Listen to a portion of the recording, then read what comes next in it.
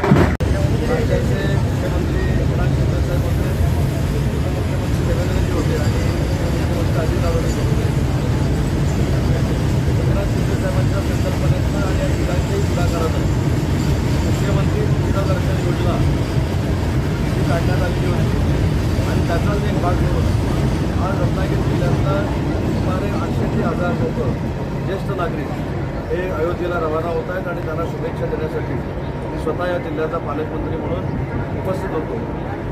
आणि हे सांगताना आनंद होतो की नुसत्या योजना आम्ही केल्या नाही, त्या योजनांचा पाठपुरावा करून त्याची अंमलबजावणी कशी करतो याचं मूर्तिमंत उदाहरण म्हणजे आजची ही ट्रेन जी अयोध्येला जाते ती आहे. मला रेल्वेला देखील धन्यवाद द्यायचे आहेत की त्यांनी रेल्वेची सुविधा आम्हाला उपलब्ध करून दिली. जे ज्येष्ठ नागरिक जाणार आहेत त्यांच्या आरोग्याची काळजी देखील आम्ही घेणार आहोत. डॉक्टरांचं एक पथक रेल्वेमध्ये आहे, स्वयंसेवक रेल्वेमध्ये आहेत. 2.5 दिवसाचा जाण्याचा आणि 2.5 दिवसाचा येण्याचा हा प्रवास आहे. इथे 1 दिवसाचा मुक्काम आहे. तर सगळ्या गोष्टीची अतिशय चांगल्या पद्धतीनं तजवीज या रेल्वेमध्ये केलेली आहे आणि माझ्या प्रशासनानं जे एफर्ट्स घेतले याच्यासाठी त्याचं देखील मनापासून होतो.